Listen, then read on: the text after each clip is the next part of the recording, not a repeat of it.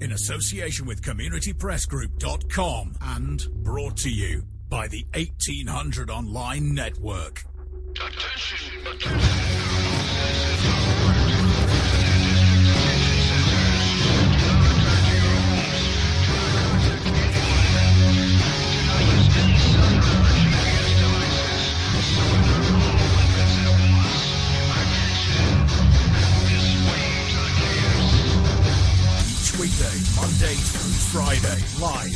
6 p.m. UK time.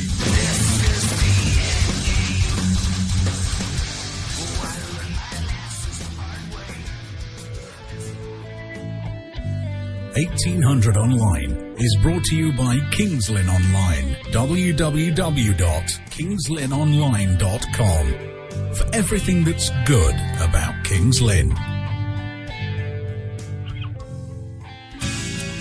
Thanks to our creative partner, Spamhead Productions, a small independent sound recording company based in rural Hertfordshire. We specialise in creating content for all your podcasting needs, whether it's field recordings, vox pops, or capturing the atmosphere during social events. Spamhead Productions are on hand to take away some of the burden of editing for you. We can even help you design and manage a website for your podcast. Spamhead Productions, creative partner with 1800 Online. 1800 Online.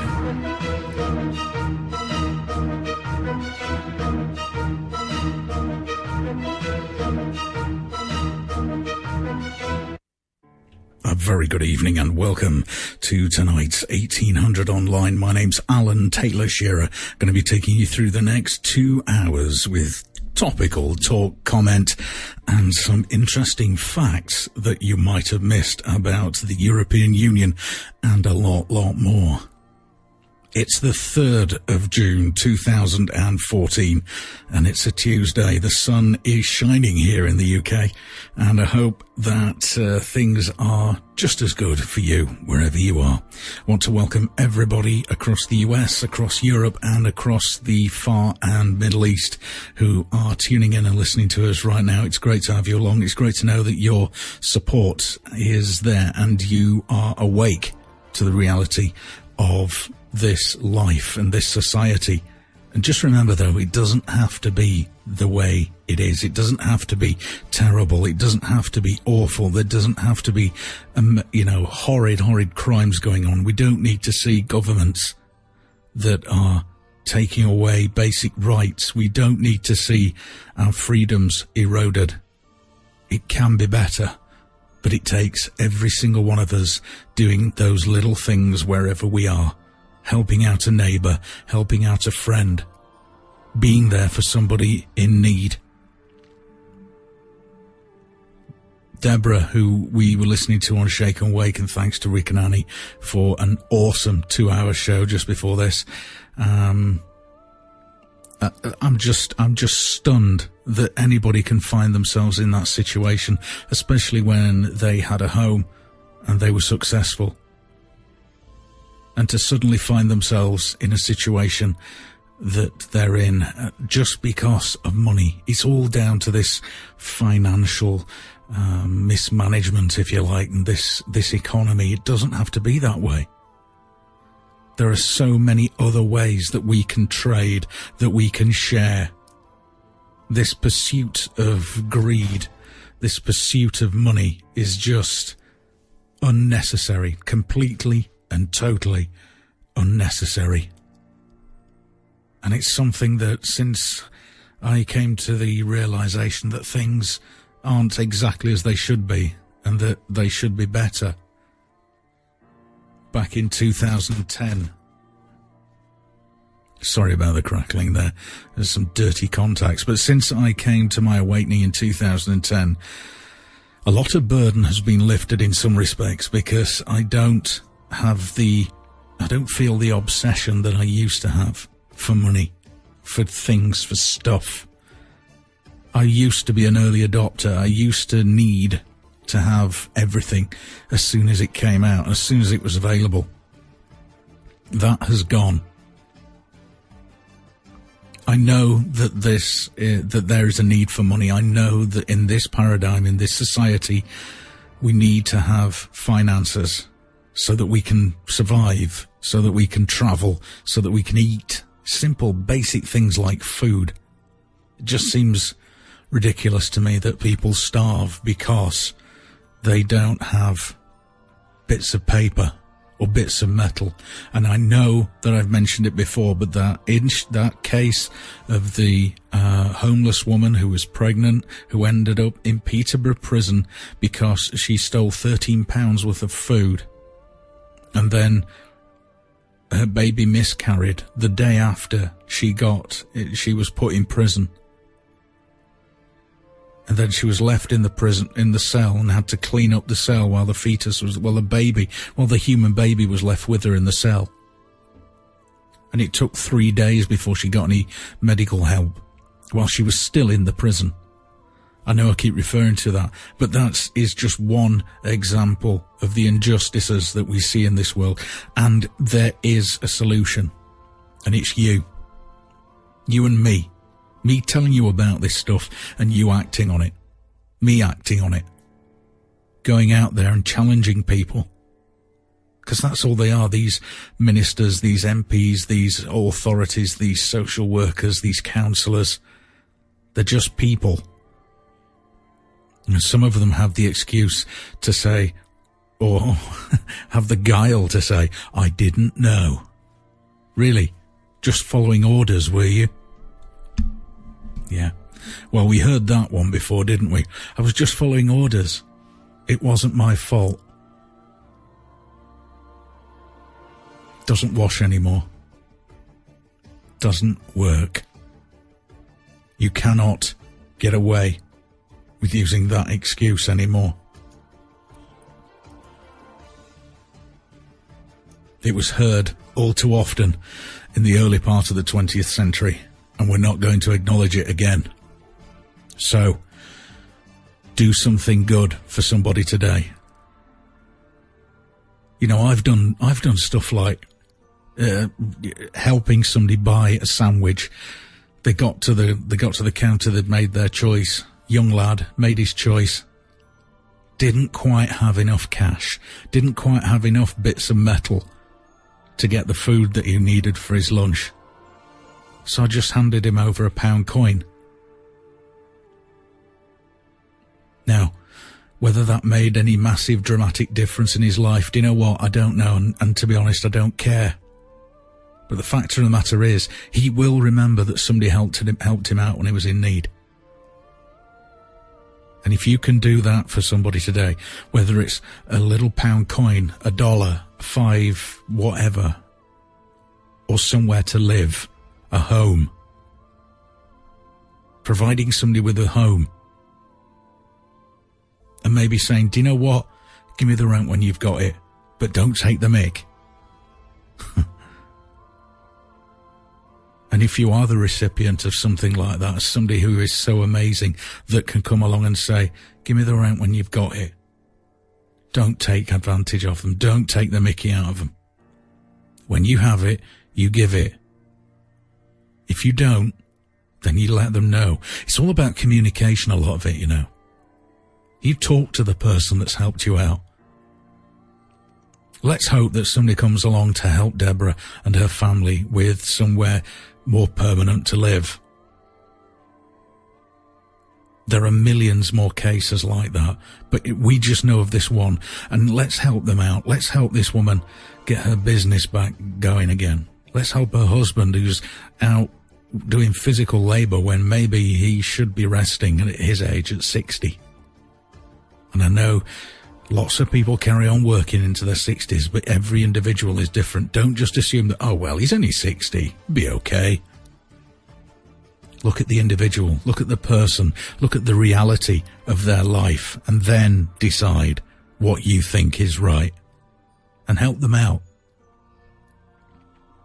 There's got to be somebody listening who can help those people. If you want to get in touch with me, I can put you in touch, or you can get in touch with Rick and Annie. Do it through the Awake Radio website. Go to the chat box now and say, I can help. awaitradio.us, awaitradio.co.uk. Go along to shaziz.com, These Changing Times, 1800 online. I've got contact boxes there as well, 1800online.weebly.com. Mine is probably the longest of the web addresses, but the facility's still there. We're all one big broadcasting network. It matters not how or where you're listening. There's going to be somebody nearby who needs your help. There's going to be somebody who could do with something that you don't really need anymore. Don't go giving it to charity. Don't go giving it to welfare. Because a lot of these charities and a lot of these so-called welfare places are nothing of the kind. They're simply a way of these larger organisations lining their pockets, getting access to your bank details.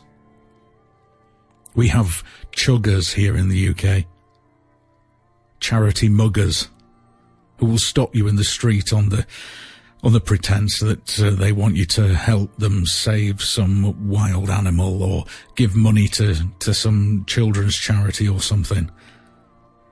And you can do it so easily by direct debit. Now, there was a time when you were told never, ever to give out your bank details to everybody, to anybody. Now, they want you to hand over your bank details, your signature, everything about you on a piece of paper on a clipboard in the street to a complete stranger, on the pretense that you're going to give £3 a month to save a lion, or £3 a month to give drinking water to a child in Africa. Tug those heartstrings. A lot of the time, you know, more money goes on marketing than it does on actually providing the care that's needed for whatever organisation. So do yourself a favour, and if you want to help somebody, go and do it yourself. Charity and help and aid start at home.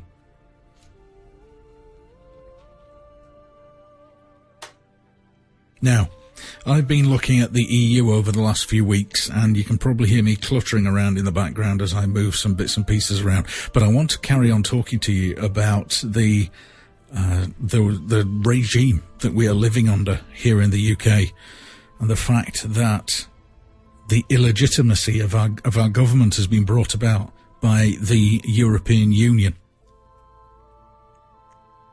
What I've done is I went and looked at some writing that was done by David Noakes. And you can find this information, as I did. You can read it for yourself on eutruth.org.uk. I have been in touch. I've sent a request to David to see if he or anybody from that knows him, works with him, can come on and talk more about the work that he's done looking into the history and the current state of the European Union. And last week I looked at some examples of how our lives have been degraded since we've been in the EU, such as the corpus juris that now pervades right through our legal system, which means you are guilty until proven innocent, and the police do really have the power to do anything they want under EU legislation. We heard about monitoring officers. I want to cover some of this again, actually, just to bring you up to speed if you didn't hear it last week. But the EU monitoring officers have the right to dismiss our councillors. That's right, our local government councillors. The Local Government Act of 2000 empowered the head of the EU government in England, the office of the Deputy Prime Minister, to appoint a monitoring officer to spy on every council. Oh, you didn't know that the Deputy Prime Minister was the head of the EU government in England?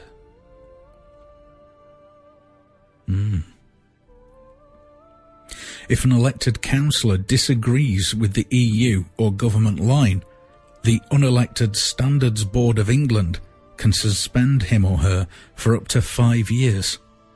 An example of this is in Cambridgeshire, where the ODPM has threatened Councillor Alex Riley with suspension.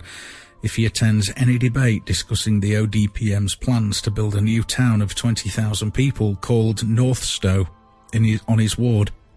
And the ODPM has the conflict of interest here, but its powers are becoming absolute.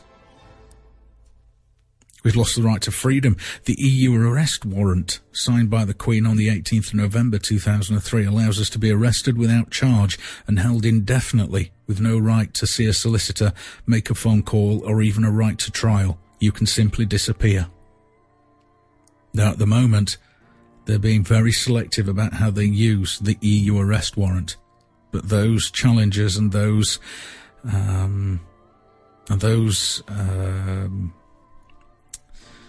controls will slowly but surely disappear. You can almost guarantee it, so that this EU arrest warrant will be used against anybody and everybody. The Civil Contingencies Act of 2004 allows government to confiscate anything you possess permanently, and you have no right to object. This includes your house.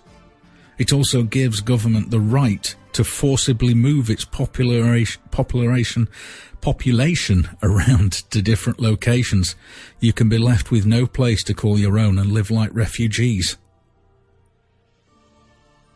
The only check and balance here is a minister just needs to utter the words, "This is a national emergency."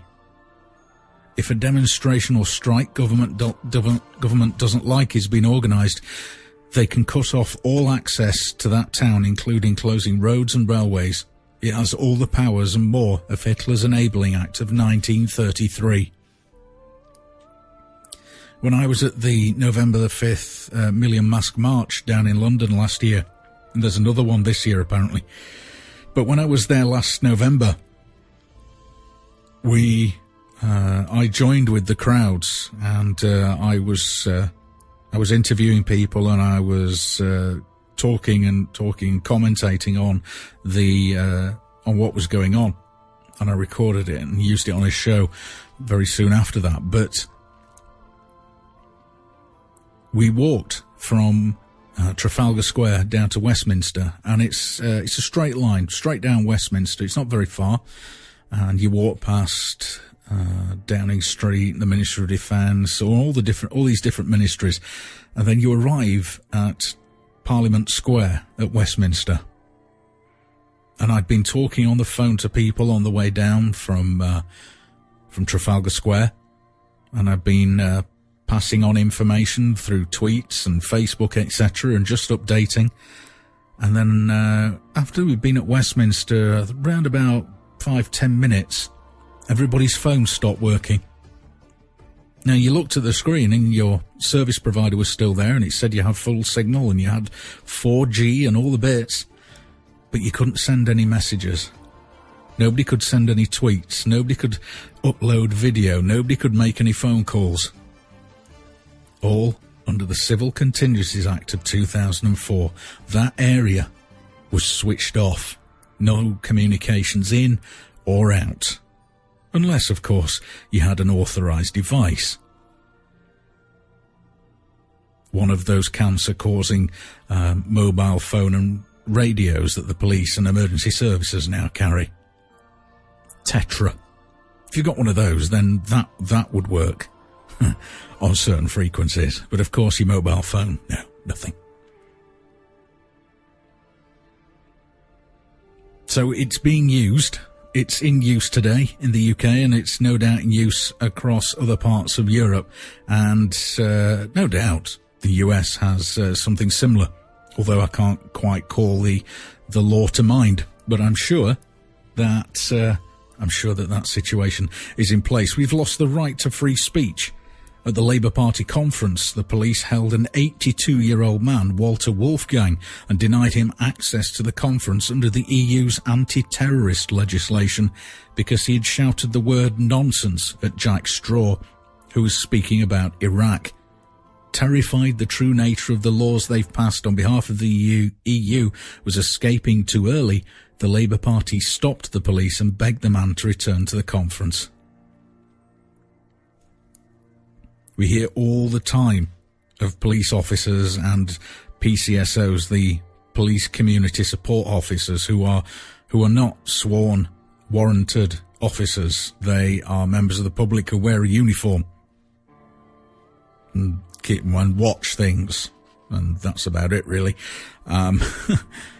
On October 25th, 2005, Miss Maya Evans was arrested under the Serious Organised Crime and Police Act 2005 for a lone protest at the cenotaph by reading out the names of the 97 British soldiers killed in the Iraq War. She was arrested by no less than 14 police officers and found guilty at Bow Street's Magistrates Court on the 8th of December 2005. Under the Serious Organised Crime and Police Act 2005. More EU legislation. What was her crime? She read a list of names at the cenotaph on Whitehall, which is supposed to be a place of remembrance for the fallen in conflict. And that's what she was doing. So we've lost the right to protest. These laws make protest very difficult. If we did hold a general strike and blockade Westminster, we'd now require some bravery. The powers the EU has demanded from our government enable it to respond in any way, similar to the Chinese government in Tiananmen Square, should it wish. Why has Boris ensured that there are going to be water cannon available to the Metropolitan Police for the first time in British history on the British mainland? They've been in use in Northern Ireland for many years, but never used in anger, anyway, on the British streets. But the Metropolitan Police in London, our capital city, are going to have access to water cannon and more. They're already using these sound devices which can disable or deafen if they so wish. These things are available to the police now. They used them first during the Olympics, which was a really good testing ground for a lot of these technologies. It's a very, very good way of testing out how the public would respond to seeing the black-clad, hooded, armed police officers walking around the streets. Because, believe me, if you come here as a tourist, as a visitor, or as a new migrant, the British Bobby is gone. Some of them still wear the classic uniform of the helmet, white shirt, tie, but all of them are armed with incapacitants. They're all sporting body armour. And as I say, the British Bobby is long, long gone. Don't think... I mean, recently I asked one if he could give me directions and he just looked at me and told me to get out of his way. That's how they operate these days. And this, me, a former police officer who went onto the streets with a wooden truncheon, a pair of chain-link handcuffs, a notebook and a pen. That was my defence back in the early 90s. We've lost the right to life. Under the EU law, the shoot-to-kill policy did not need democratic authorisation. Just 2 senior police officers authorised the police to kill British people. A democratic vote by Parliament was not required. But even that would not have legalised the killing under British common law. A recent victim was an innocent Brazilian, June de Menezes, shot dead in Stockwell Underground Station, even though he was being held down by police officers at the time of the execution. The police use dum-dum bullets, outlawed under the Geneva Convention, because they blow a man to pieces inside. The ammunition that the British forces use spins more than it's supposed to. And when it impacts the body, it doesn't go in and then come out the other side. It causes a bigger hole on the other side, but it also shreds internal organs by spinning and then breaking up inside the body. It's designed to do that, and it's barely legal. In fact, I would say anything that does that is illegal. But that's just my opinion. Have you noticed this growing police state? In addition to many more laws than these, add the 107,000 regulations. That's right, I said 107,000 regulations. And whole bureaucracies such as VOSA building up networks of cameras and databases to record our movements and criminalise us when we can't comply. VOSA is the agency which now controls Britain's roads. It's pretty much almost a private company controlling the roads. They have patrol vehicles, they operate a lot of camera systems, etc. Persecution is no longer confined to motorists. Under EU corpus juris, our courts have become extensions of government power instead of independent arbiters of justice. You will not get independent justice from any British court today. I've seen it all the way at the top and all the way at the bottom and everywhere in between. And there is nothing independent about the British judicial system in 2014.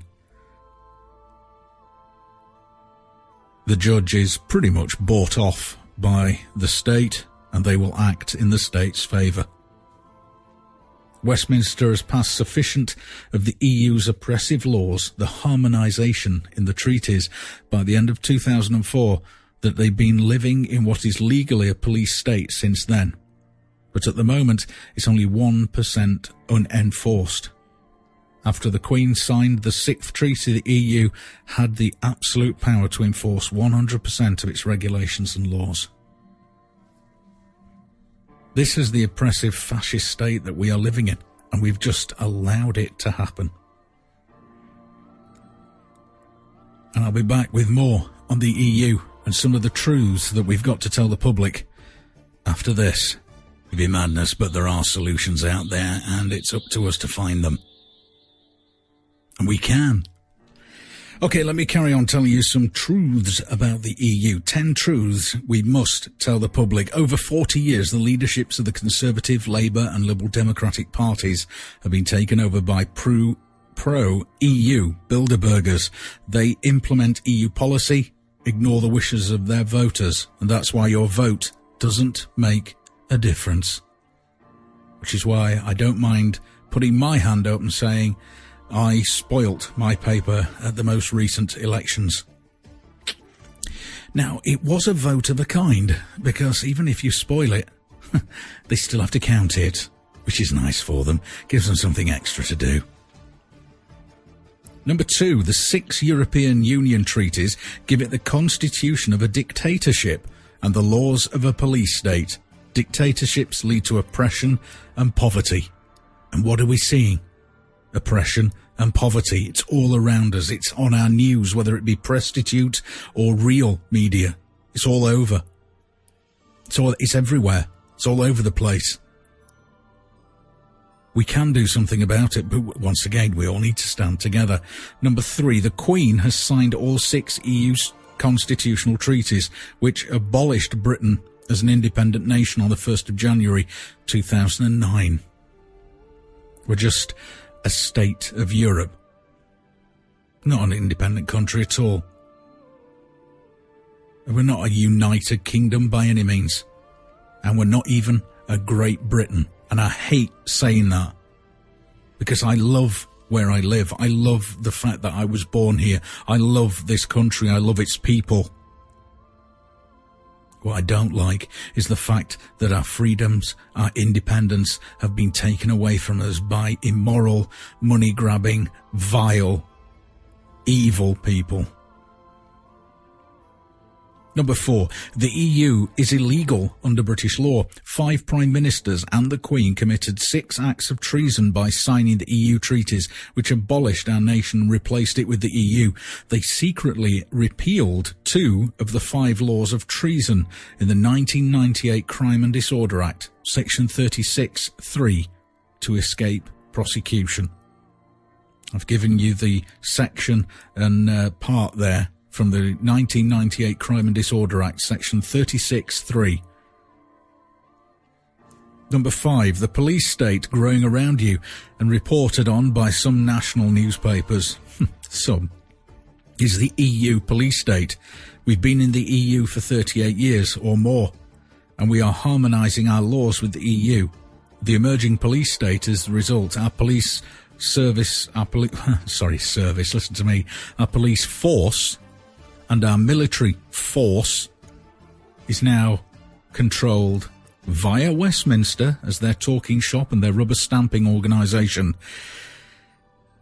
But it's controlled by the EU and Brussels. And it's unelected commission, because you don't elect the commission. You don't elect the legislation makers. You elect some people that go and talk about it. But they can't actually do anything about it. They can't change it. They can apply to the commission to ask to see if they can change something, but the commission can just ignore them. As I say, they have the right to apply to talk to the commission about something, but the commission can simply ignore them.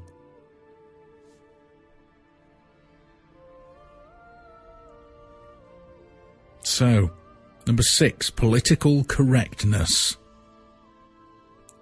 The undermining of parents, the family and teachers, the teaching of sex and homosexuality to under 10s, the promotion of single-parent families, snatching 4,500 children a year from good parents for forced adoption, trauma through injustice in our now corrupt British courts, etc., etc., is subversion by the EU, its common purpose organisation, and Freemasonry over the last 38 years.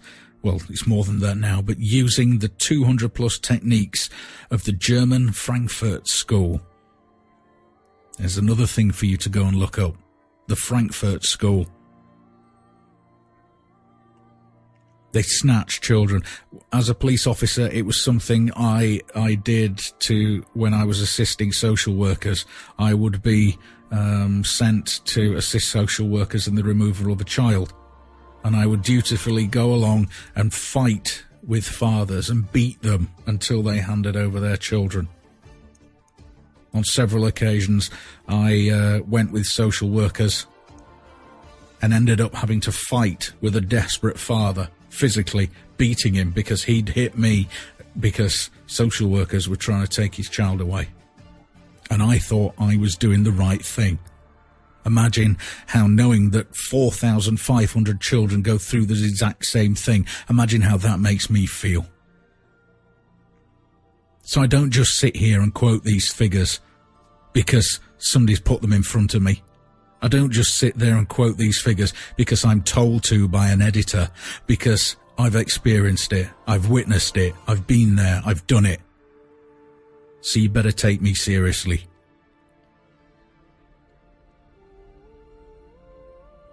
The EU will be an economic disaster. We now lose £45 billion, that's a billion with a B, £billion a year, trading with Europe. Before we joined, we broke even. The EU's 120,000 regulations, that's right, 120,000 regulations, cost us £100 billion a year. Better Regulation Commission Annual Report 2005. There's another one for your list. Better Regulation Commission Annual Report 2005. They will bring us a Soviet-style command economy and poverty. Our politicians lied to us. Well, there's a surprise. There's a surprise. If you have voted Conservative, Labour, or Liberal Democrat over the last few years, you have voted for the EU police state and for the abolition of your own party. How much power and authority do you think these politicians have? How much actual leadership do you think they do? Absolutely none. And you can see now why organisations like UKIP and all these other so-called opposition parties, which are just paid fronts for organised opposition. They're not really opposing anything. Farage lines his pockets, even though he campaigns against the EU. He's still lining his pockets and getting his 2 pensions. German Chancellor Angela Merkel forced the reform of Lisbon Treaty on us, passed by Westminster on the 21st of January, 138 majority, which replaced the British Constitution with the EU's on the 1st of January 2009. Westminster is now powerless, defunct, and a puppet government.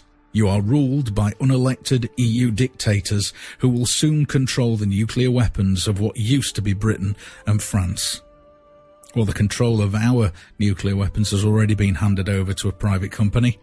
They manage, Serco, manage and maintain and control access to Britain's nuclear weapons. So that private company has full control of our deterrent. And of course, they will answer to the EU because that is the highest authority. Goes beyond British government, you see. So we don't even have control of our own deadly weapons of mass destruction. You see, I mean, you know, Iraq, Iran, what have you, they might have their own deterrent. I mean, we know that they had or have, but it's controlled by the government at least. That's one thing that can be said for it. Might not be the best way, but at least it's not in the hands of people who are simply in it for the money. Britain is the 5th largest economy amongst the world's 200 nations. Forget elections and parties. Those leaderships are controlled by the EU. Fight the direct anti-EU campaigns on the EU Truth website to get Britain back before it's too late. They are calling for a general strike against the EU. Start by visiting your local MP and warn him he'll lose his £240,000 salary and expenses when the EU closes Westminster. They will close it as it is at the moment, but it will be reopened as an administrative office of Brussels. It will be like an outlying fort, if you like. A small part of Brussels in the centre of London. And of course, the City of London, the square mile in the very centre of the capital city, is its own independent city and its own independent state, rather like the Vatican, but it's controlled by finances instead of religion. So they're not actually included in any of the legislation which rules us.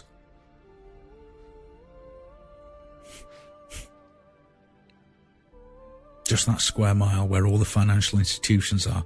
Totally independent. It has its own police force, has its own rules, has its own courts, etc. All completely separate and independent from Greater London, which as a capital city, indigenous British people are now in the minority.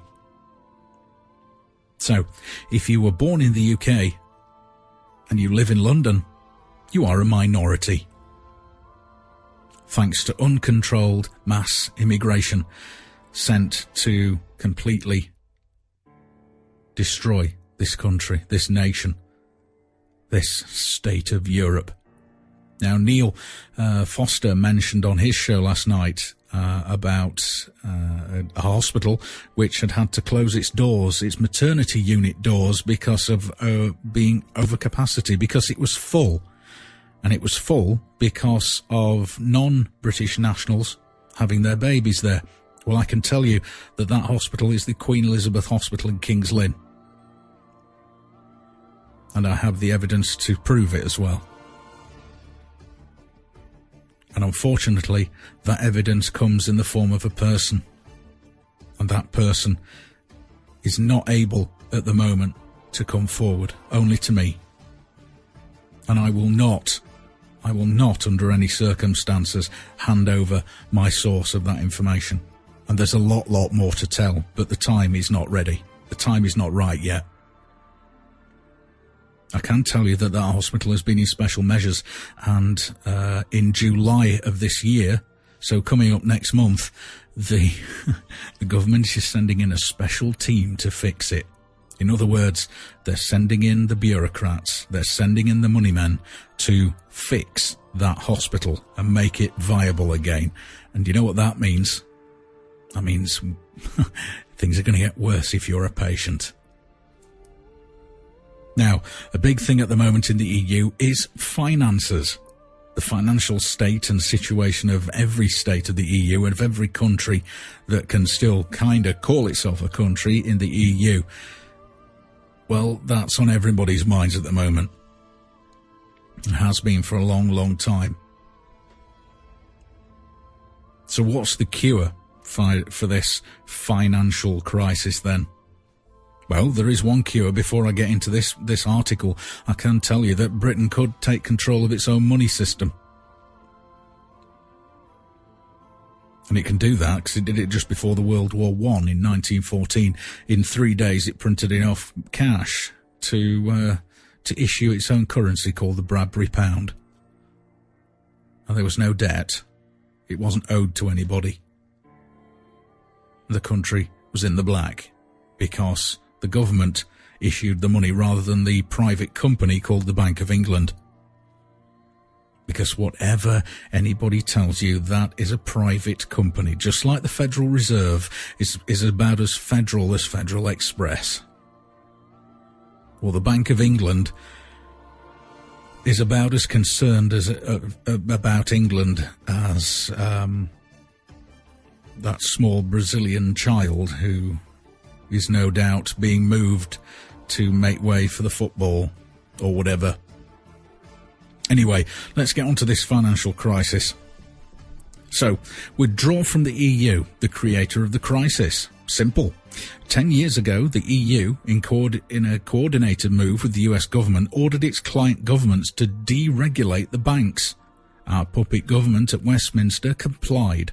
This laid the groundwork for massive bubbles in every market: housing, stocks, commodities, derivatives, etc., in the certain knowledge that all the bubbles would burst, with devastating results for ordinary people.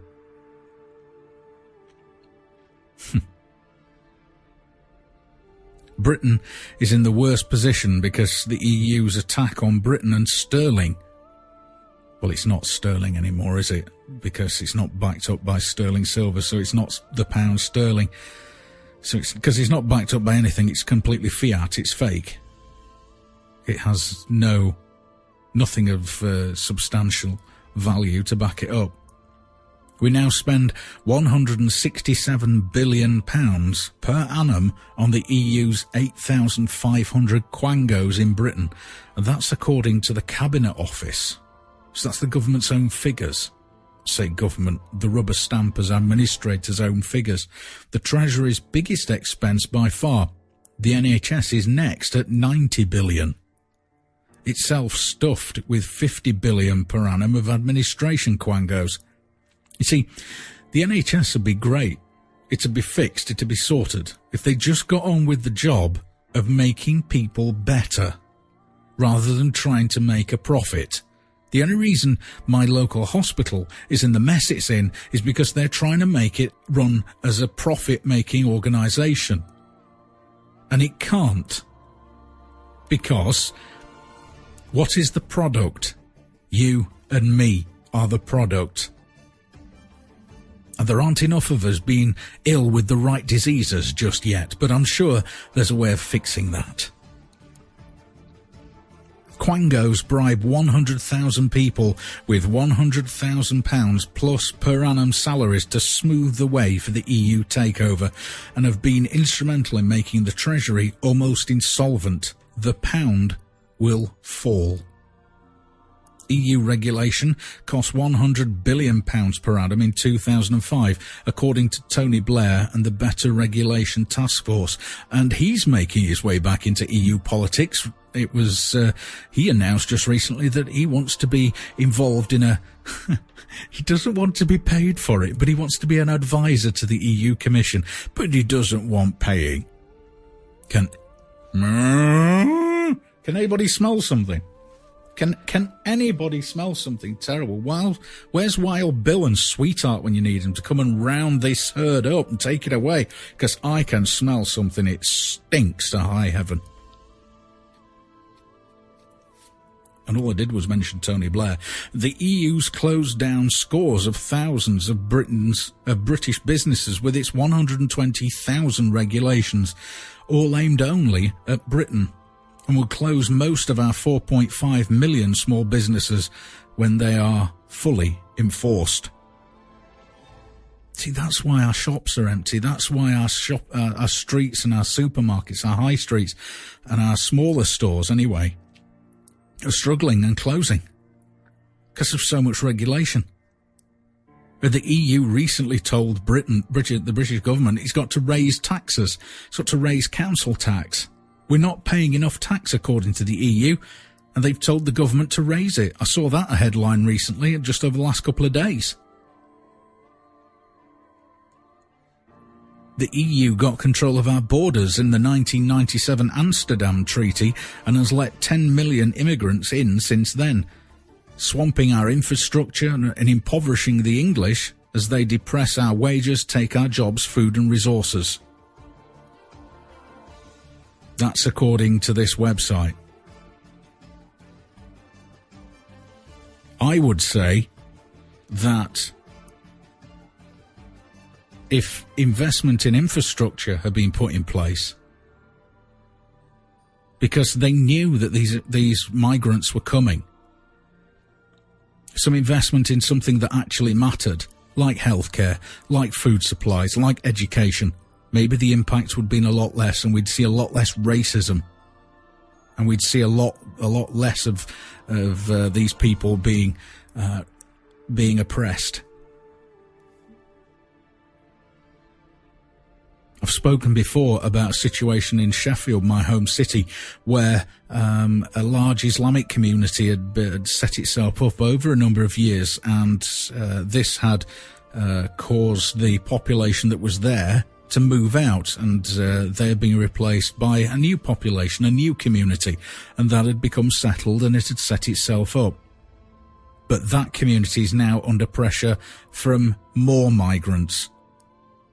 This time, Romani migrants are being moved into Sheffield or are moving there, and this is causing outrage and pressure on various areas of Sheffield and the Islamic community that's there. And it's, it just makes me think, what these people are saying now is exactly what their predecessors were saying 20 years before.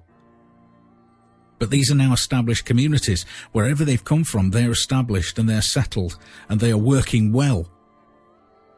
And then that means they just need to bring in a whole new bunch of migrants to upset them and get them out and move them on and cause more disturbance, more hatred.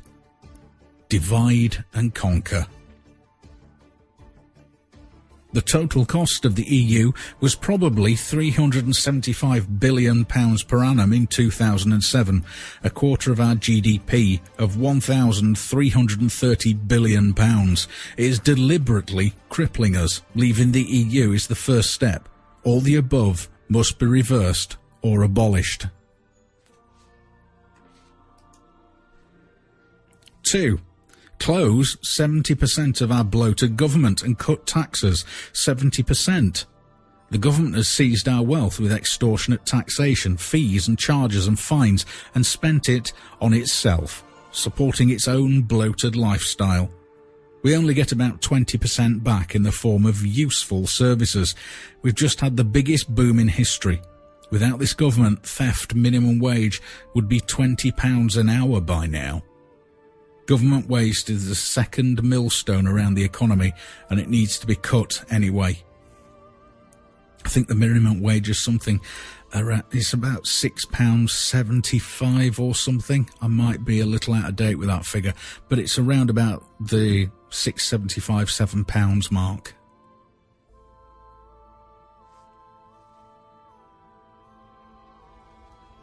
We need to go on a full constant or gold standard. Boom-bust cycles have been caused by banks expanding the money supply. Yes, deregulation allowed banks to print their own money, creating a bubble of loans.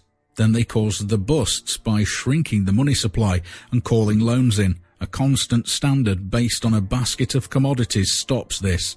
The pound sterling must be backed immediately by a proper gold standard, not a manipulated one as before. or better, a constant standard. If it's not done quickly, the EU will destroy sterling, and that, of course, is the plan, because they need to have us on the same currency as the rest of Europe so that they can initiate the cashless society, the cashless state, and completely by getting rid of British cash. That way, we will have to join the EU, according to them, and then the cashless state will be in place, and then, well, they can just switch you off if you say something they don't like. And don't say it can't happen, because it's happened before and it's happening in other places now. If you're poor in the US and you're on welfare, you get food stamps. Well, that comes in the form of a card, a plastic card, and they load it up with the benefit that they're supposed to give it. I say benefit, I'm using that term loosely, of course. Well, that just means that if you're not a good boy or girl and you don't do as you're told, guess what? They can just switch your card off. And then of the limited amount of things you can buy with it, you can't buy any of it because it won't work anymore. It'll be switched off.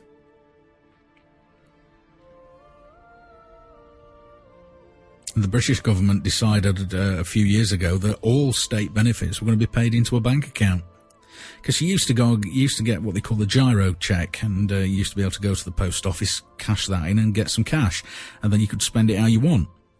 Well, now they're talking about combining all payments, all benefit payments. So if you get housing benefits, tax credits, unemployment benefits, it all goes into one monthly payment direct into your bank account, which means if they switch off one payment, well, then they switch off them all, and then you don't pay your rent, and then you're homeless, and you're not a problem to them anymore, because if you don't have a home, you can't claim benefits. And if you can't claim benefits, then guess what? You're not a burden on society anymore. And then you'll probably just disappear or die off or something, which will be good for the government, because it means that there's less to spend their money on. I'm sounding very gloomy, and I do apologise, but unfortunately, that's the nature of it. They control politicians. Our politicians served the EU and implemented its economic destruction. Note they're not their voters, which is why your vote doesn't count. The EU collaborators, particularly Gordon Brown, Tony Blair, David Cameron, Mandelson, Ken Clarke, Nick Clegg, David Miliband, ministers, MPs who voted for the Lisbon Treaty, should be banned from politics for life, and their prosecutions for treason and economic sabotage begin. Every law or regulation Parliament passes should come down to us in an annual ballot in November, and we should tick yes or no against which ones we will allow to have royal assent, rather as they do in Switzerland. So that's a system that's already running successfully in Switzerland. This will stop ruinous legislation and emasculate destructive politicians permanently. Can you imagine if they had to put every law change before the public? Oh my word. Oh, they would be in chaos. Set up a national bank. Stop giving money to failed banks. Stop the corruption. Instead of pouring good money after bad, the government should set up a national bank owned by the people of Britain. The deposits, the bank accounts, with matching good assets be transferred to it from the toxic banks. Failed bank bosses should be fired under new laws, their salaries and bonuses paid by loss-making banks confiscated. No directors' salaries or bonuses may be paid until authorised by shareholders. One shareholder, one vote, to stop their pals with institutional block votes, continuing the starvation. Gordon Brown has printed yet more money. It isn't doing the above. He will collapse sterling as the EU has ordered. We'll end up impoverished or starving, and no, they won't let us use the euro. We need a general strike against the EU now. Thanks to David Noakes for putting that together.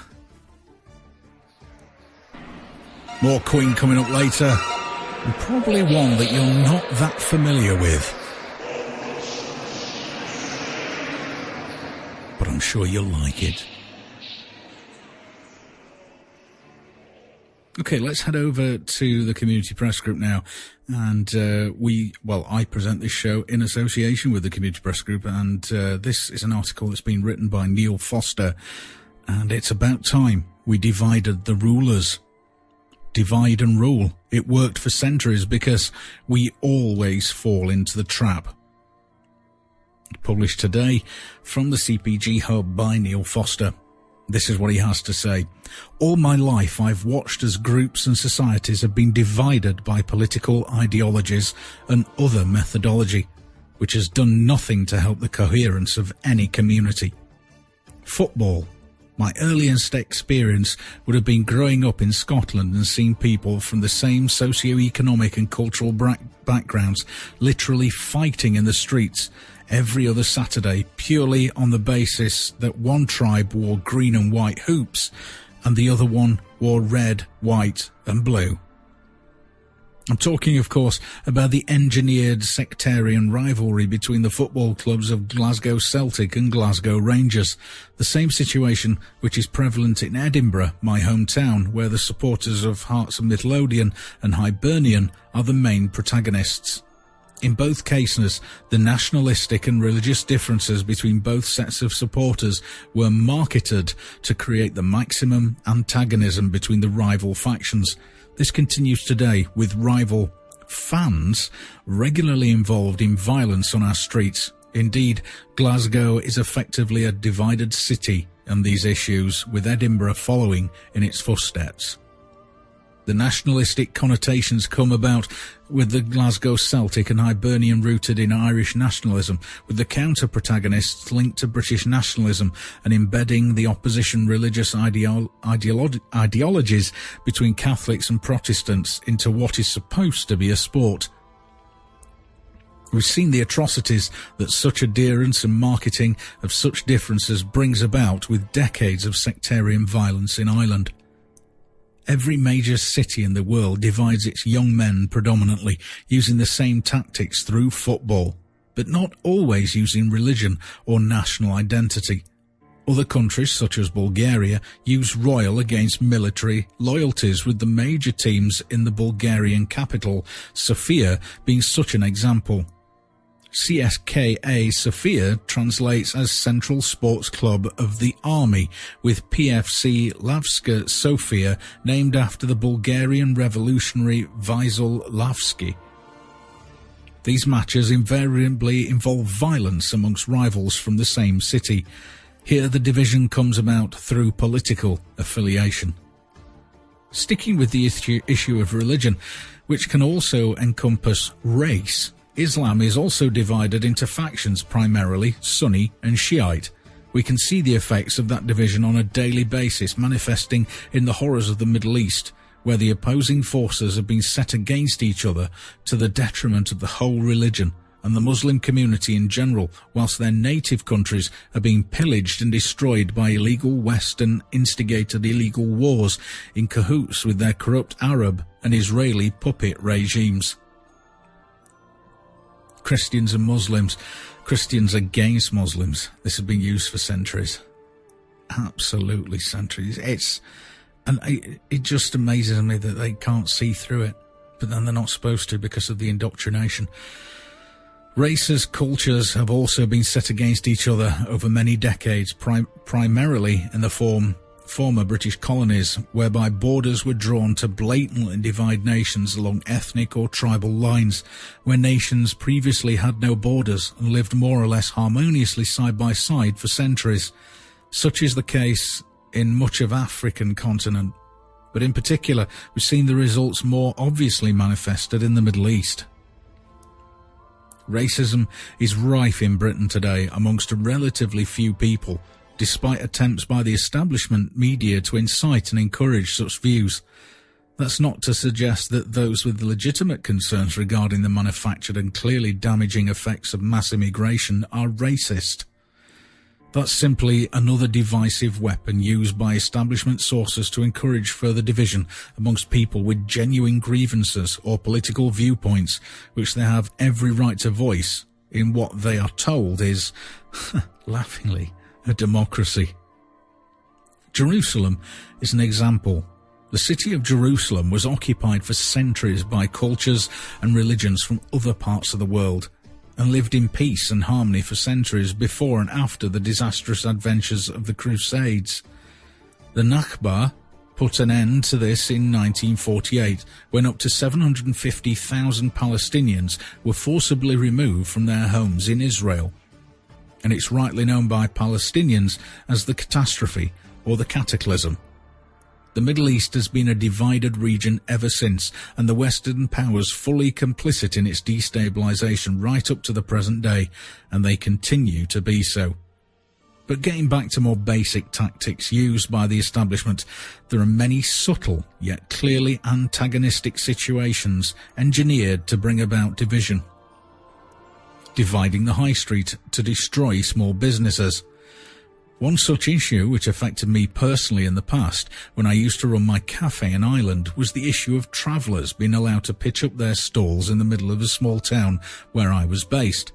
Despite shopkeepers' objections to the fact that they paid business rates, rents, water charges, and all the costs associated with running a small business, the situation arose where anyone, it seemed, not just travellers, could set up market stalls on the street a few times a week and take business from local shops without having to pay any of the costs associated with running a business. There was no check on tax payments, national insurance, or any requirement to account for any income derived from such activity, much to the consternation of local businesses who were suffering directly as a result. Their petitions and pleas to their TDs, their MPs, was ignored. I should stress that I've nothing against travellers, but in this instance it was that community which was involved.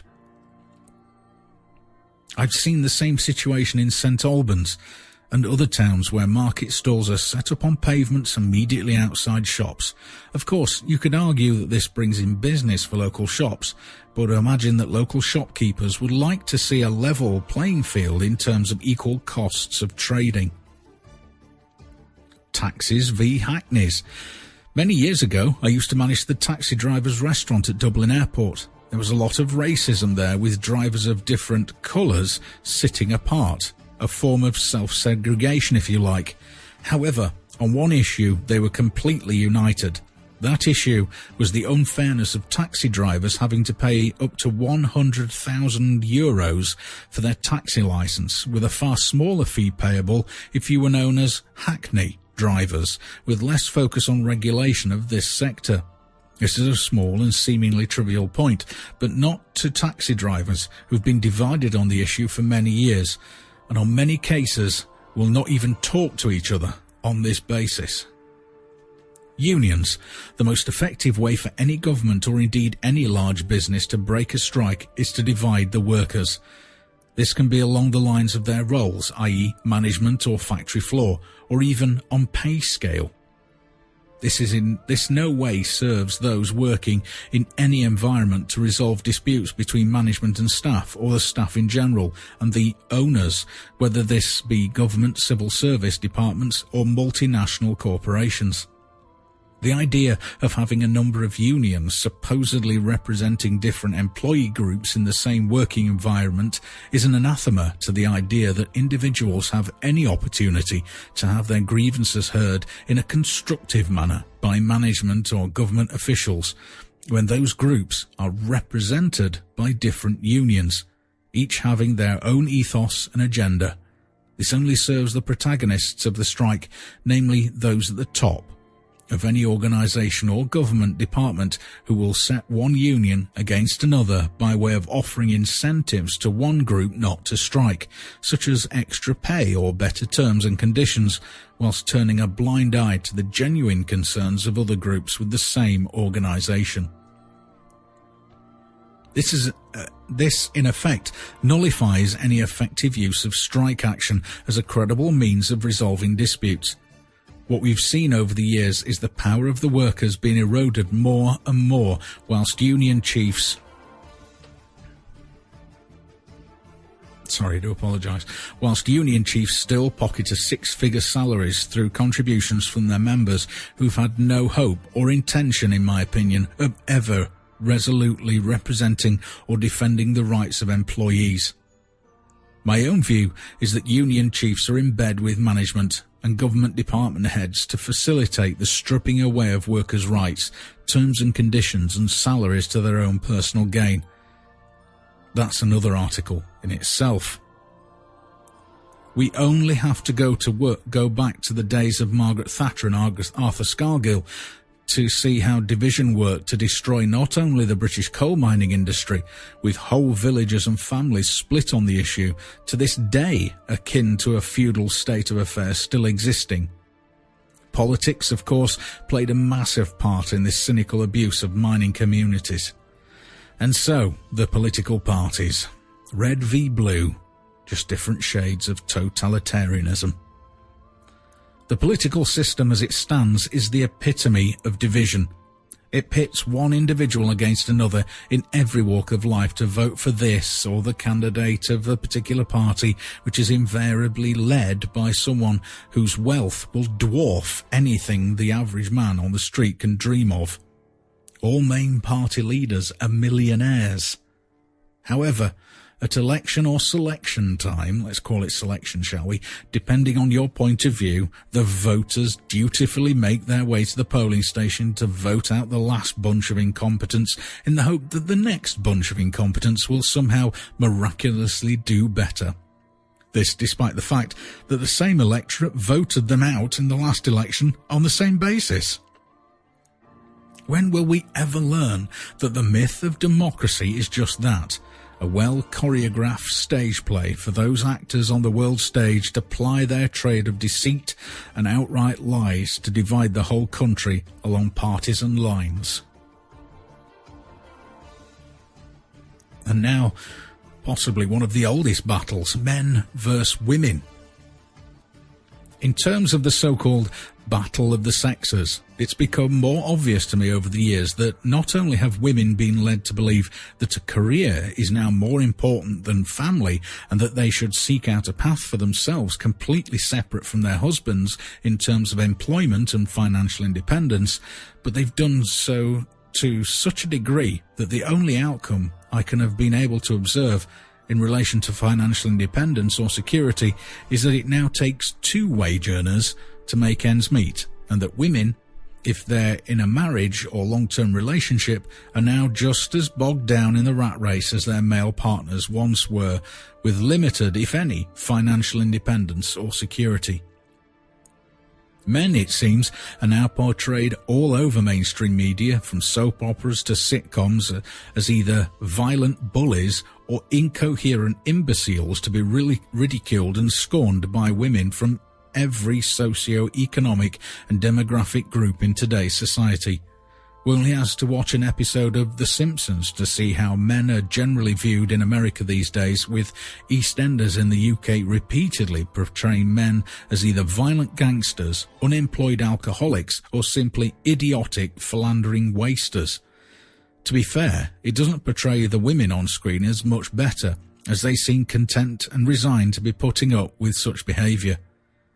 In terms of the job market, so-called positive discrimination has consistently pushed the case for more women to be employed in boardrooms, politics and senior management positions within the public service, regardless of any proven ability to do the job. One could think of many examples, but it would be unfair to suggest that in the past things were done in the same way regarding unqualified males. However, society has moved on, and yet we continue to pursue a policy of positive discrimination if it pertains to women, regardless of the fact that discrimination is the very issue, which has ignited fury against female activists for generations. The old adage that two wrongs don't make a right is apt. Now, under Agenda 21, men are deemed obsolete. The UN's Agenda 21, the global plan for this century in which men have very little role to play in the coming society, is rife with feminist rhetoric, with men resigned to the duty of little more than sperm donors or hole diggers. For those who think I exaggerate, I would urge you to read the document. You may be surprised. You can get Agenda 21 for free on various websites. And if you can't get it, well, I can send it to you because I've got it. I can send it to you in electronic form anyway. Children versus parents. The generation gap is a term which every generation will be familiar with, but such a gap does not really exist unless such a gap or difference between generations is created. This is done in many ways, most in the cultural sense through music and fashion, to name but two. We've all seen the evidence of the past 50 years with the days of the Beatles, psychedelia, soft rock, hard rock, disco, punk, my generational era, new romantic, electronic, Manchester, through to what amounts to nothing less than a soft porn music industry today, all well crafted to separate generations, sometimes only by a few years into smaller groups. With this comes the fashion differences, where today young women will almost go out on the town half naked, whereas 50 years ago such behaviour and fashion would never be tolerated. But yet we call this progress. I've got to inject here that my three sons are the example of against that, because all three of them are into the same kind of music that I liked, or still like. So there's no generation gap as far as music's concerned. Fashion, well, my middle son looks like I did in the 80s. And my eldest and my youngest look like I did when I was 15 and 22. So I've just cloned myself in that kind of respect. Anyway, back to the article that Neil has so patiently and well crafted. Of course, the main generational differences are crafted in relation to people's perceptions and attitudes to life in every generation, whether this be political beliefs, political correctness, language use in general, work ethic, militarism, and most obvious to everyone these days, the attitude to sex, which is linked to attitudes of morality. Each generation of children is encouraged to disrespect their elders, view them as old-fashioned with outdated views on everything. School teachers are likewise treated with disdain by many, although the teachers are barely much older than their students, in many cases only a few years older. It's no surprise that the education system is so poor in Britain today. Discipline is now almost non-existent, in schools and viewed as a crime within the family home. Don't you dare discipline your kids. Oh my word. Social workers and the whole world is going to come down on you.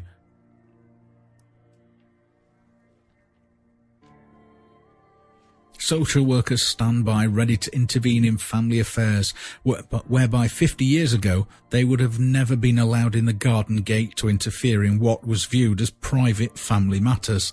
The parent has now become ostracised from their own children, in many cases through fear of retribution by state authorities with the power to remove children for any excuse, such as the parental choice not to vaccinate, now being viewed as evidence of neglect. That's right, you're neglecting your kids if you don't poison them. Does society ever change for the better, or are we continually being dragged into the sewer? A very good question. If some feel that that may be an unreasonable question, I would ask you to ask the same question to your grandparents with slightly different phraseology. Do you feel the cohesiveness and fabric of today's society is better or worse than in their day in terms of morality and decent human behaviour? I would bet that the vast majority would answer in the negative. Neil's coming up to 51, and he has seen changes since his childhood, and no matter how much he tries, he sees no improvement and a fundamental disintegration of society as a whole, whether this is monetary, moral, or simply a matter of respect for each other. The political party system and the myth of democracy have destroyed all semblance of cohesion in today's society, to the extent that division is now such that we no longer even speak to, or indeed know, our closest neighbours. The days of leaving your doors open for family and friends have long gone. United we stand, divided we fall. There are many reasons for dividing a society and fragmenting it into as many groups as possible, and it's quite simple to understand. Without a cohesive society, the general public can never mount a successful challenge to the elite establishment, which for millennia have sought to control humanity and have done so very efficiently and at times with the utmost brutality. If we continue to allow propagandists from every walk of life to divide us, then we will ultimately succumb to being ruled as slaves, and nobody will stand up for anyone through fear of reprisals from one group or another. The family is under attack from the mother and father to their children, from the family that is humanity across all nations, creeds, and political systems. We need to rediscover that which binds us together as a human species, and all that is required is that we embrace humanity amongst ourselves and leave the dividers and conquerors to their own devices without any participation in such ultimately destructive goals of a few deviant types who seek to rule us all in a collective hell on earth. It's not very often I get religious, but there's a couple of tracks by a band that I have respected for many, many years. They saw me through my teenage years, and whatever the lifestyle of their lead vocalist, that to me is of no consequence. It's the artistic creativity that I'm interested in, and the musicianship and the talent. What somebody gets up to in their personal life is nothing to do with me. I don't expect anybody to look into my personal life, and I won't look into theirs. It's a simple rule, really. Treat others as you want to be treated. Oh, there you go. I'm getting biblical again. Let's have a look at some technology then. This is from 21st Century Wire. How will Google, that spy network, how will they deal with the right to be forgotten ruling?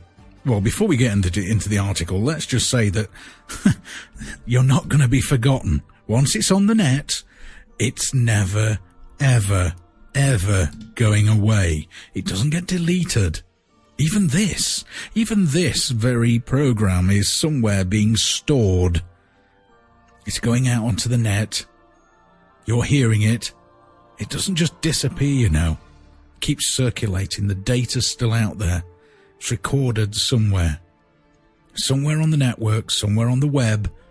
We all know what nets and webs are for. They're for trapping.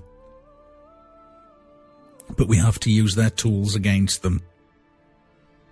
They provide us with these tools, so I tell you what, let's use them for the right reasons. Truth, freedom, freedom, freedom. Anyway, the article from 21st Century Wire says, what does the CJEU's ruling on data protection in the Google Spain case mean for us? Well, under certain circumstances, one can see how some would want to remove irrelevant or inaccurate personal material as described in the ruling. We wonder how Google will comply with the new provision, and will their response be balanced in retaining freedom of speech versus the freedom to remove data. The right to be forgotten. Google launches form to allow users to delete inadequate data. This is from Russia Today. Google has opened a service for European users to request deletion of their data from search engines if they consider their content irrelevant or outdated, a move that followed the ruling of the European Court calling for the right to be forgotten. Certain users can ask search engines to remove results for queries that include their name where those results are inadequate, irrelevant, or no longer relevant or excessive in relation to the purposes for which they were processed, says the form on a web page that Google opened late on Thursday for European users. Google says that when evaluating user requests, the company checks whether the results include outdated information about you, as well as whether there's a public interest in the information. The latter includes information about financial scams, professional malpractice, criminal convictions, or public conduct of government officials. Quote, and in implementing this decision, we will assess each individual request and attempt to balance the privacy rights of the individual with the public's right to know and distribute information, says the form on the website. So now they decide what's in the public interest about you. They decide what will remain and what will be, in air quotes, deleted. But of course, nothing's ever deleted, is it? As you will know, if you've ever tried to delete something from the hard drive of your computer, it's only the record of the information and where it's stored that is erased. The information's still there. So don't think anything is ever deleted. It just gets overwritten. But with modern forensic computer techniques, those layers can be peeled away. You can peel away many thousands of layers to get to the information that you want. So that picture, that letter, that email that you sent, that you were going to send, and then deleted, well, you didn't delete it. It's still there. Just have to peel away the layers. Imagine a stack of paper and the information you want is on the 10th page from the bottom. And there's 100 pages. Well, you just peel away 90 layers. Just peel away those 90 pages and there's the information you want. It's all still there, just under a stack more information. All of which can be used to convict you of stuff if they want, by the way. Anyway, back to the article. To remove their name, the user also needs to provide the URL for each link appearing in a Google search for his name and explain why this data is irrelevant or outdated. An individual must also submit a digital copy of an ID to verify that impersonators aren't using the form. Just to make it even more complicated as well as I suppose protect your privacy, because anybody could delete anything about anyone, couldn't they? Meanwhile, the internet giant didn't say when exactly it would remove links that meet the criteria for being taken down, adding only that it is working to finalize the implementation of removal requests as soon as possible. Basically, that means we'll get round to it on the 30th of never. Now, you should always be careful when you agree to these things. You see, it always makes me think about when when I was living in Cyprus, the Green Line still in operation between northern Cyprus and southern Cyprus when Turkey invaded in 1974, and in the capital city Nicosia, for the southern part of Cyprus, the Greek Cypriot part of Cyprus. Some of the Green Line is very much similar to the Berlin Wall, effectively, this UN patrol dividing line. Some of the temporary wall was made of tea chests, square wooden boxes, open at one end, and you had to put a lid on, obviously. Well, some of it was made up with that, filled with sandbags. Well, the Greek Cypriot army didn't like that, so using the UN as their mouthpiece, and they went into negotiations with the Turkish army, and they said, you need to turn round those tea crates so that we can see inside them, make sure that you're not hiding weapons in them. So the Turkish army said, yeah, okay, we'll turn them round for you. And their negotiations ended. The Greek Cypriots went away happy. The Turkish Cypriots went away happy. They started turning round the tea crates. One a month.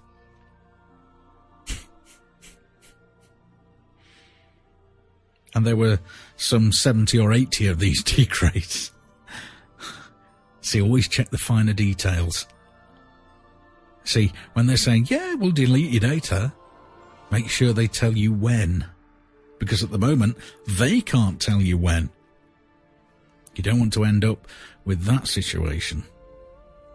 The decision to allow users to have their data be erased follows the May 13th ruling by the Court of Justice of the European Union. Well, there's an oxymoron, which said they have the right to make Google delete information about them from their search results. According to Eric Schmidt, executive chairman of Google, there were, quote, many open questions after the ruling, which went too far in favour of privacy at the cost of the right to know.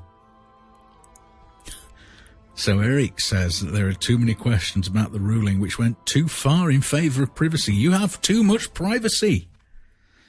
You can have too much privacy, according to Eric. Quote, a simple way of understanding what happened here is that you have a collision between a right to be forgotten and a right to know. From Google's perspective, that's a balance, said Schmidt. Google believes, having looked at the decision, which is binding, that the balance that was struck was wrong. Google is currently launching a special advisory committee of senior Google executives and independent experts to establish some guidelines about the right to be forgotten. Among the members of the group will be Schmidt and David Drummond, the company's chief legal officer, as well as Jimmy Wales, co-founder of online encyclopedia Wikipedia, Luciano Floridi, Oxford Internet Institute ethics professor, and Frank LaRue, the United Nations Special Rapporteur on the promotion and protection of the right to freedom of opinion and expression. Coming from the United Nations. They have a special rapporteur on the promotion and protection of the right to freedom and opinion and expression. Well, according to them, you don't have any right, full stop, to anything. All that you have is granted to you by their kind permission.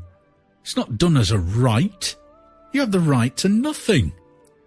With the UN and the EU in place, you have nothing.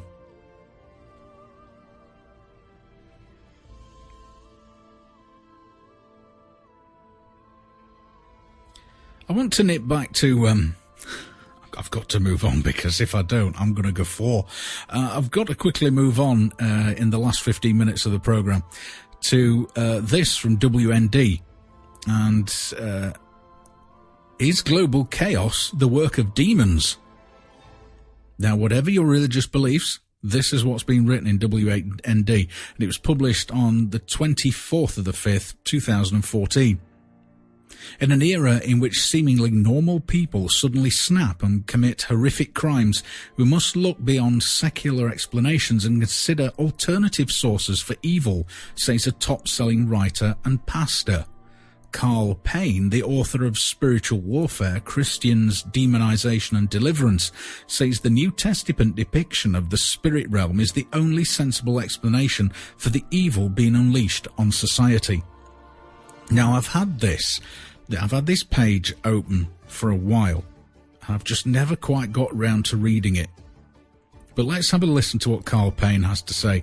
He, quote, I believe Ephesians 2:2 is accurate, Payne told WND. Matthew 4, Romans 1 says we are on a trajectory that is running down. Morally and ethically, the longer humanity is apart from God, we see more and more horrendous decisions. Payne is with a doctorate of ministry from Western Seminary in Portland, Oregon, has seen the fruits of his book in several ways. Leadership Journal listed Payne's article, Removing Demonic Oppression, number 3, on its 2012 top 10 most viewed articles. Such exposure and feedback has become commonplace for the pastor and founder of the Transferable Cross Training Federation. Quote, I was shocked by the Leadership Journal listing because historically Christianity Today and Leadership Journal are on the same paths of the people who come from my theological persuasion, says Payne. In the past, many of my colleagues would roll their eyes when the supernatural was discussed.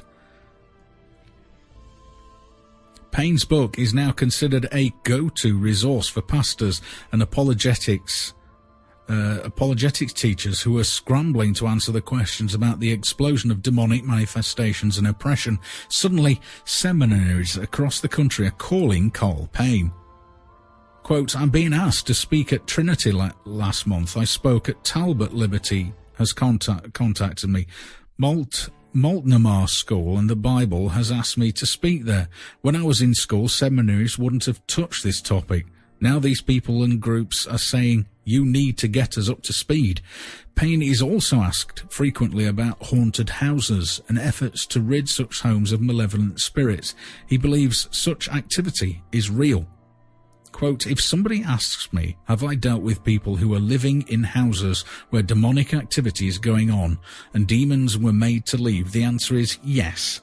There's nothing spooky or spectacular about that. Payne says a momentous future event is already stirring the spirit realm. Quote, as we get closer to the return of Christ, the New Testament tells us we will see chaos, kids going in and shooting people, cyberbullying, people just doing all sorts of cruel things, end quote. So, where do you stand on the spirit world? I believe there's something out there. I believe that there are other frequencies. I believe that there are creatures, entities, life in other frequencies, and sometimes they interact with us. Could that be deemed to be the spirit world? Other more learned, more experienced people on this and our united networks can speak on that. But it's been something that's just been in the corner of my eye, and I left that page open, really sort of looking for an opportunity to read it, and this seemed like the right opportunity. But of course, I'm going to continue focusing on the EU and the issues that we have with the EU in the future, and I value your opinions. If you want to get in touch, please feel free to do so via the contact page, the contact form that's on my website, 1800online.weebly.com. That's the homepage for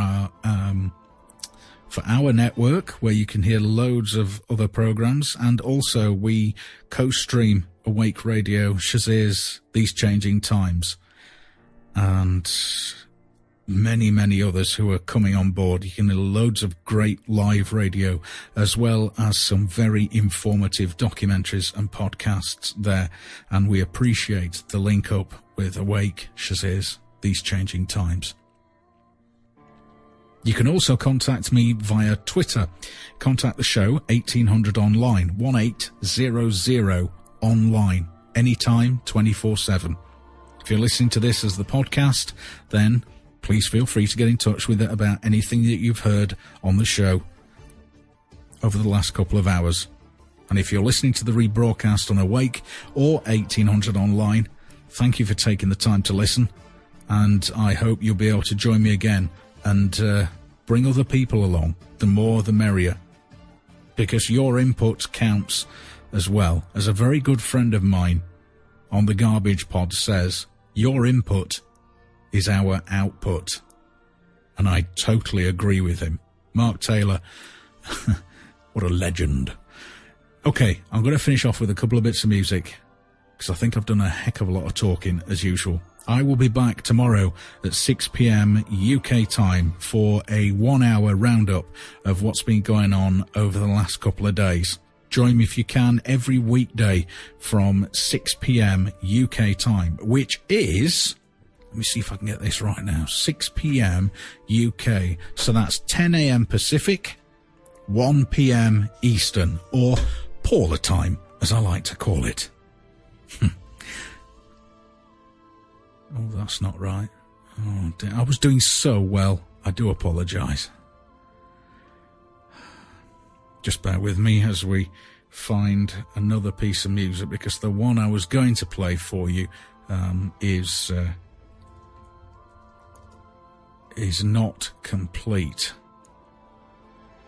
Okay, I'm going to go with this old classic instead. It's 2 minutes. It's 2 minutes 20. No, it's more than that, obviously. I'm going to go with this one. It's an old classic, Enjoy it, and then there'll be another one, and then it will be the end of the show. What a way to end. It's a bit of a raggedy end, and I do apologise. Take care, and to whichever deity you give your faith, may they bring you peace, because otherwise it's all going crazy.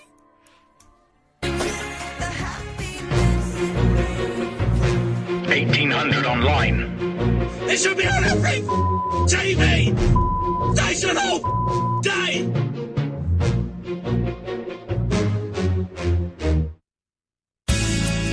Thanks to our creative partner, Spamhead Productions, a small independent sound recording company based in rural Hertfordshire. We specialise in creating content for all your podcasting needs, whether it's field recordings, vox pops, or capturing the atmosphere during social events. Spamhead Productions are on hand to take away some of the burden of editing for you. We can even help you design and manage a website for your podcast. Spamhead Productions, creative partner with 1800 Online.